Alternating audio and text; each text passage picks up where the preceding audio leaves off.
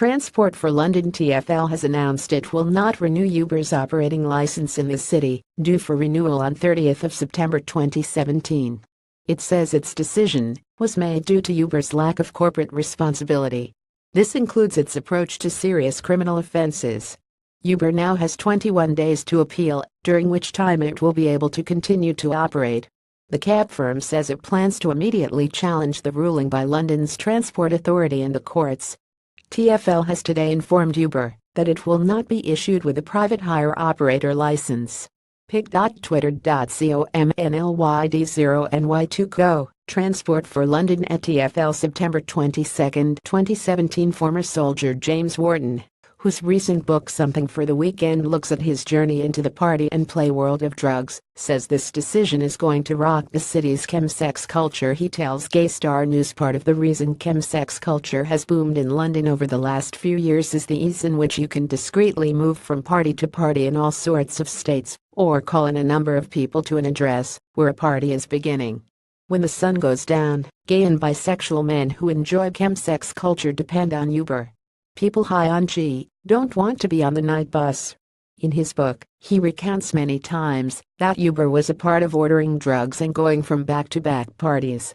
Drugs ordered and delivered via app. Wharton wasn't the only one to make the comment as the furor on social media about the decision spread. PrEP campaigner Greg Owen also made similar reflections. He told GSN that Uber is kind of integral to the London chemsex scene. Uber aka chemsex cabs. This might result in a lot of interesting situations on early morning public transport in London.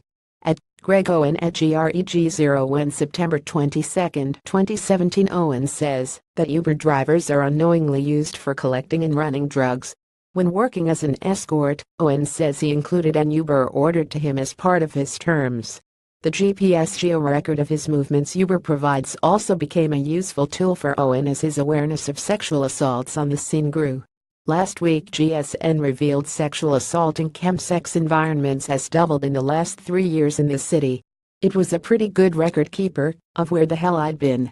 That undoubtedly would prove useful if I had been sexually assaulted or attacked. The PrEP campaigner also highlights another part of Uber's appeal to those who are part of the chemsex scene. As well as those who have chemsex, the Uber decision may also affect those who supply drugs to people. One of my dealer friends was going to join Uber as a driver as a cover story. As a reason for why he was constantly in and out of his flat, driving all over London. Overall, Owen believes the taxi firm's cheap nature simply fits in a society where we don't carry cash and live with our faces glued to our iPhones. Apps are driving chemsex scene. Writing for GSN's Chemsex series, David Stewart from 5016 Street says no population in history has had hardcore drugs delivered to them in such a fast and universal manner. He believes it's the combination of easy availability of chems on apps as well as the LGBTI community's relationship to HIV stigma and disproportionate levels of mental health issues that are involved in the growth of the chemsex scene. Last week's Gay Star News survey shows apps are one of the main ways gay and bi men connect to have chemsex. 4 and 5 82% say they use apps to plan to get high and horny, buying drugs and finding parties. Answers to what role do hookup apps play in facilitating your chemsex life? We also know that nearly 2/3 have their own drug dealers, while 16% are using apps to seek out dealers. Those that don't have their own dealer rely on a partner 46%. And, alarmingly, 7% swap drugs for sex. Former chemsex addict Liam McClelland takes a slightly wider view on the Uber ban's effect on chemsex. Uber makes it easier if you're paying for someone's travel, so quite a few did use it. But we adapt and change. There are plenty of other mini-cab services out there. Wharton agrees chemsex culture isn't going to end if Uber leaves the capital. But it will change the ways drugs and people move around as they pursue chemsex. GSN has approached Uber to ask if they have any advice to their drivers if they think criminal activity is happening in their cars.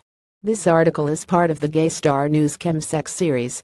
Read more stories, support and see the videos on our Chemsex section. Got a news tip? Want to share your story? Email us.